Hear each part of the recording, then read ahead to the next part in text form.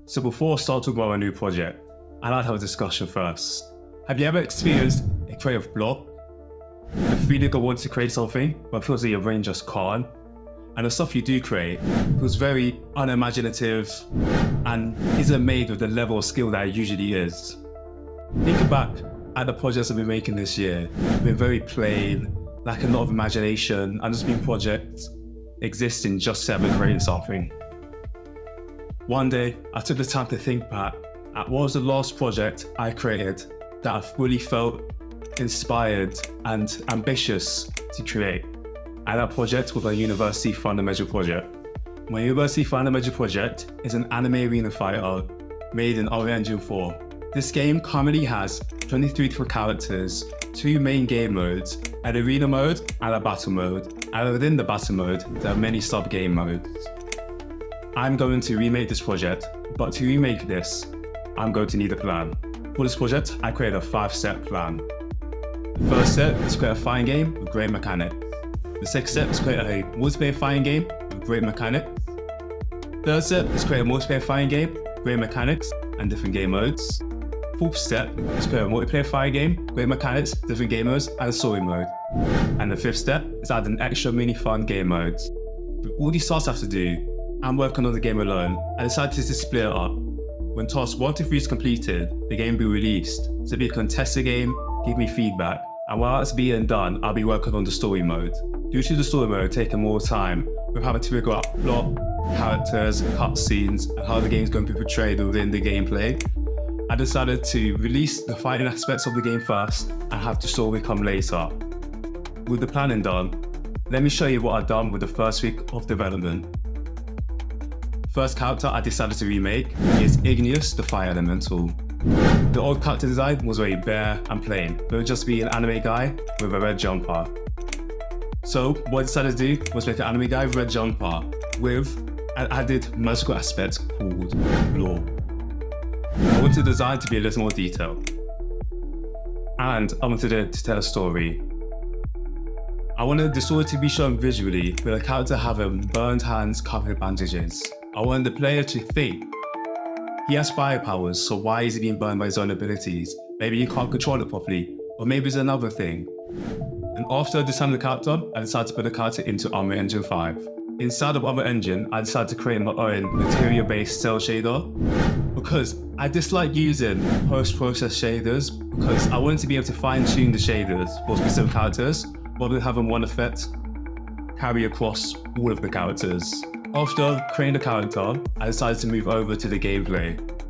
The first thing I have to do for this project is C++, and that's long for somebody who's mainly using blueprints. With the C++, I set up the gameplay ability system. This will help me with organizing attacks and abilities with the characters, and it really helps that it automatically replicates everything over the network.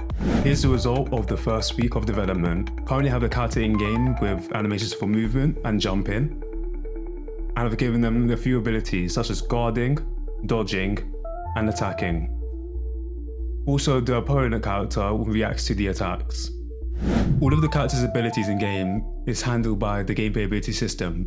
This is used so it can be replicated over a network much easier, and it can also work as like a drag and drop system. So if I want to switch out the attacks, like as a character customization feature later in the game, I can do that without having to put in too much work into coding a lot of stuff.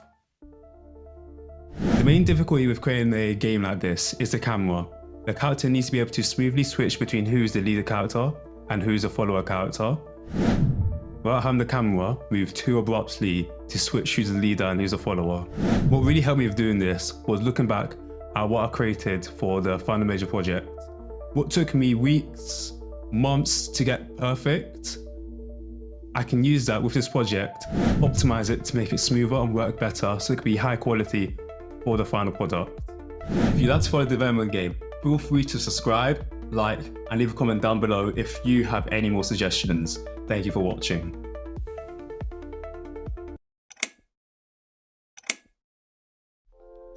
Water, H2O, dihydrogen monoxide, nature's juice. Whatever you call it, we all know water is an important element to life, and that's why I'm making it the next character in the game. Welcome back to my channel. Today I have something super exciting I want to show you. I am introducing a brand new character to my indie game, and I can't wait to talk to you guys about it. Before we start, be sure to like, subscribe, and at the end of the video, leave a comment down below and tell me what you think of the new character. The more feedback I get on the game, the more likely I'm able to make the best game possible. So let's get started. So, to begin with talking about this character, at first I was to think back at a character I created for the original university project. The character was just a guy with a blue jacket, which was kind of played, but is what was needed at that point in time. Because with the university project, I didn't have that much time to be thinking about complex character designs or anything like that. I just wanted the character to represent something, which is the element, and to be able to put in the game fast, to be used, given the mechanics they need, to be playable in the game. So, what I thought about with creating this new character is I wanted the element to be able to be represented within the clothing, giving it the flow and the freedom which characterizes the element of water, because that's what water does. It's free, it flows, and it can take on any shape that it needs to take. First aspect I want to add to the character's clothing is to add a long robe.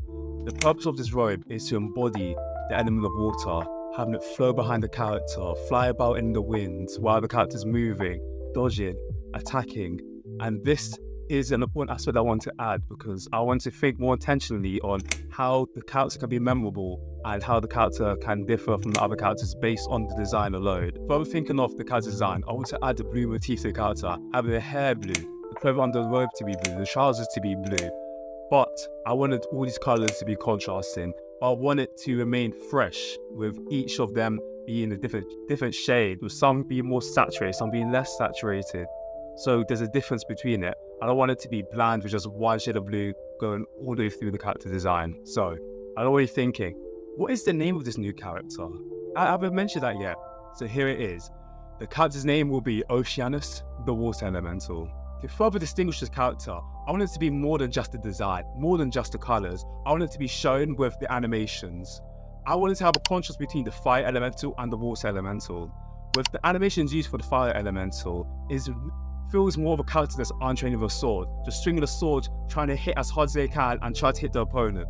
But with the water elemental, I want them to feel more like trained swordsmen. I wanted the slashes and strikes to be more precise, more intentional with how they hit and where they're hitting, rather than the fire elemental or also just swinging as hard as they can, just trying to hit the opponent. I want to not only have the character's abilities or the design to be different, I want it to be shown in every aspect of the animation that it is so distinguishable, the characters won't be able to get confused with any others. I hope you're all as excited as I am to play as Oceanus, the water elemental, when the game's released. Now it's time for me to share more of what I've been doing in the past few weeks between this video and the last video. Not only was I working on a new character, I was also working on new mechanics for the game. In the space between this video and the last, I spent a lot of time working on the online multiplayer. I know in my plan, I said I was going to leave the online multiplayer after the base mechanics have been created. But I wanted to get some of it as early as possible. I didn't want the chance of having the mechanics work in single player but not work in online multiplayer. So I have to pull things apart, redo stuff, and it just ends up breaking the game. So I'll rather have it done and running first time rather than having it saved for later where it can cause issues in the future. So right now, let's go over to the game so I can show you the new mechanics that have been added. So here is the new character, Oceanus, the water elemental, added in game. So the first one we'd like to start with is a new movement. I added a dash you can use to dash towards your opponent. This can be used to close distance quickly if your opponent's far away. Next, I want to start with the attacks added. So firstly, I added opponent hit reactions to the game.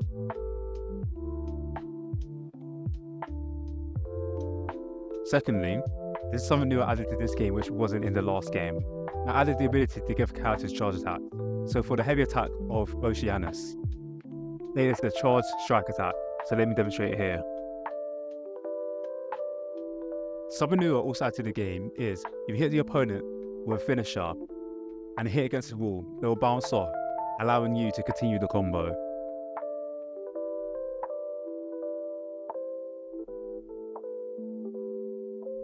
Another thing new added to the attack is added a basic combo which leads to an upper attack. and I added area attacks. So let me demonstrate it here. In the game, you're able to continue area attacks by using an air dash. The air dash can only be used once. This is so players don't catch the opponent in infinite air dash combos.